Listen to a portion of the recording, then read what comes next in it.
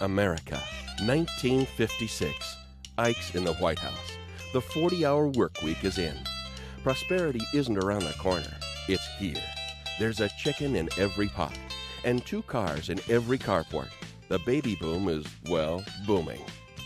Down in Texas, a group of businessmen are starting a company that makes fiberglass boats. They call the company Glastron.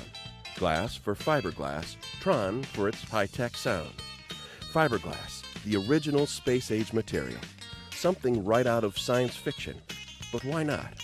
Chevrolet had introduced a fiberglass-bodied sports car 3 years earlier, and America had raved.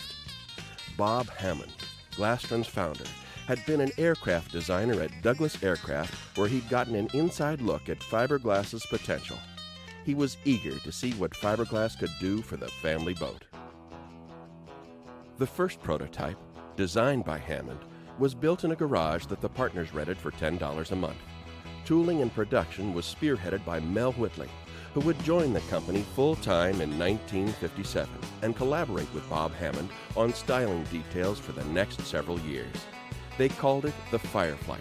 It was an audacious statement, not just for the new company, but for the new fiberglass boating industry.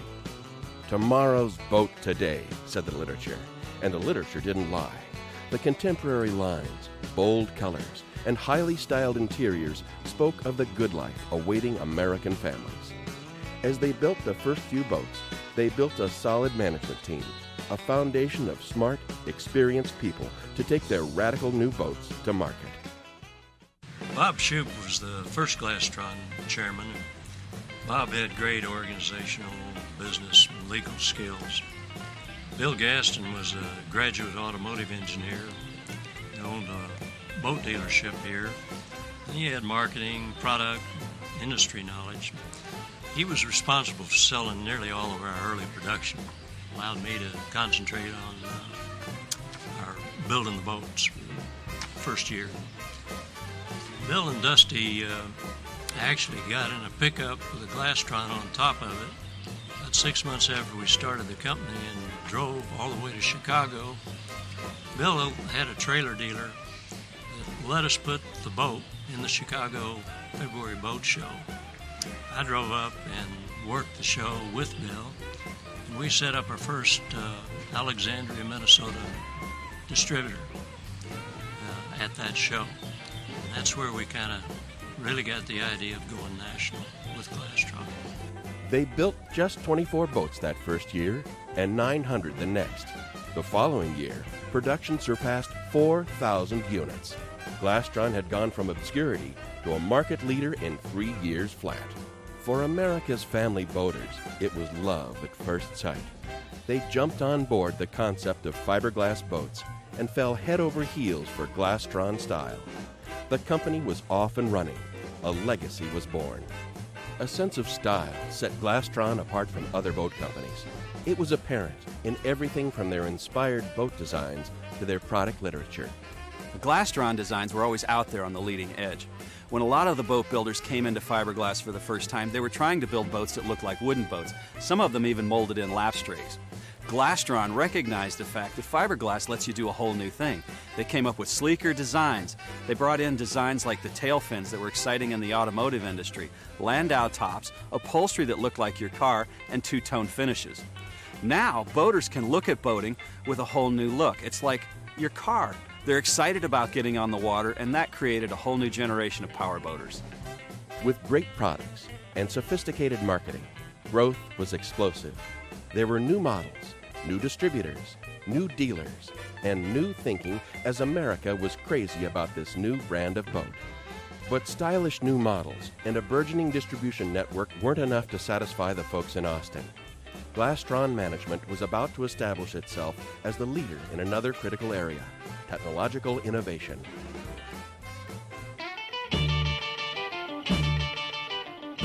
In 1961, Glastron brought out a new kind of propulsion system, the stern drive.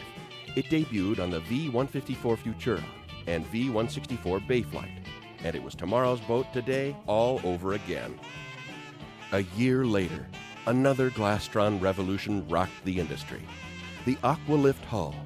Its deep V design outperformed all its predecessors and took the market by storm as Glastron developed new Aqualift models throughout the line. In just 2 years, they would account for over 50% of Glastron's sales. There was Glastron style from the start. Now, there was Glastron technology and a growing reputation for Glastron performance. In my mind, Glastron has always had this performance image. Whether it was a Carlson that was a real performance boat or just a runabout, there always was this little edge of performance about a Glastron. And every Glastron boat that I've run has what I call the Glastron lift. And when you get to that last 5% of throttle and trimming it out, the Glastron hull always seems to lift itself out of the water just a little bit and feel real light and fast. And that's always designed into every boat that they've ever built that I've run in the last 20 years or so. By the mid-60s, Glastron has become an international phenomenon. Licensees are producing Glastron boats in several foreign countries.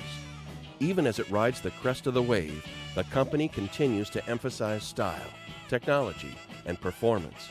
Around the world, consumers reward Glastron with almost cult-like allegiance. Everyone who is anyone owns a Glastron boat, including Elvis Presley, President Lyndon Johnson. Even the British royal family has one on the royal yacht. 1966 marks the arrival of Glastron's first tri-hull models, built on their new Aqualift II hull. In 1967, Glastron introduces the V156 Sportster, a design so stunningly simple and stylish that it will become the most popular and most imitated design in boating history. And action! That same year, 20th Century Fox calls. They're taking Batman to the big screen, and the Cape Crusaders need a boat. Glastron delivers. It's the beginning of a long love affair between Glastron and the entertainment industry. Not even James Bond is immune to Glastron fever. With a world record 110-foot jump, Glastron steals the show in the Bond thriller Live and Let Die. 26 boats are produced to pull off the film's complex stunts. More movies follow, as do TV appearances. It is also the heyday of powerboat racing. For nearly a decade, Glastron maintains a factory racing program, producing an unprecedented number of victories. Glastron team driver Reggie Fountain wins the World Outboard Championship 5 straight years in a row. Keeping that unrelenting eye on style and performance, in 1969, Glastron acquires California-based Carlson Boats, headed by legendary designer Art Carlson. It is the beginning of Glastron Carlson, a visionary radical series of sport boats still considered classics today. The Art Carlson Glastrons were the Ferrari of boats. If you were driving one of these, you had everybody's attention. Now, Art Carlson's studio was in L.A., right in the middle of the hot boat culture, and the lines of this boat reflected it. These boats had wraparound windshields, hard tops with a pop-out panel for air. You had a center console, overhead switches. This was a showstopper, and if you had one, you were going fast and people were watching you. Then, in the mid-70s, another major breakthrough. Mel Whitley designs a new hull that is hydrodynamically superior to anything that Glastron or anyone else has ever offered in a family runabout. The SSV hull, short for Super Stable V, employs a series of strakes and wide chines on the running surface for additional lift. The result is immediately noticeable. It's faster to plane, faster on top end, more stable in turns. The patented SSV design becomes the industry benchmark for performance. To this day, it is still used on all Glastron runabouts. By the 1980s, a new business model is sweeping the marine industry: consolidation. Minneapolis-based Genmar Industries, headed by entrepreneur Irwin Jacobs, is one of the key players. Jacobs sees an opportunity to add another icon brand to his stable of boat companies. He acquires Glastron.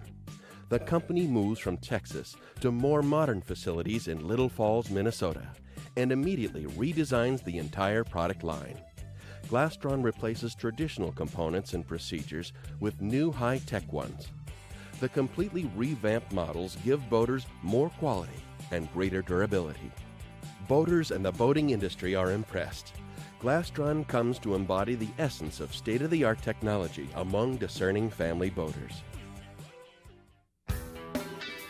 2000, the new millennium, Glastron introduces VEC, Virtual Engineered Composites, a revolutionary boat building process that replaces open mold fiberglass lamination with automated closed mold technology.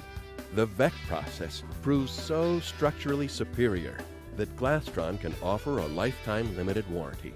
The boats are built with a level of repeatable accuracy that you just can't get with standard open mold construction.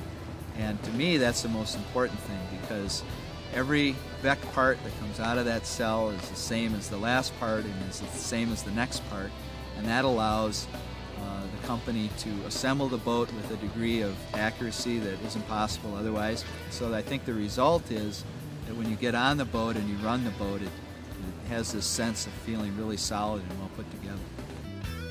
2006, Glastron's 50th year. Few companies, regardless of industry, can claim a legacy like this. Year after year, model after model, Glastron has continued to design, innovate, inspire, and expand the industry, always embracing new technology and its potential to ensure that every Glastron boat is built better and performs better. 50 years, nearly 500,000 boats. The future looks as bright as it must have looked to Bob Hammond all those years ago. Just imagine where we go from here.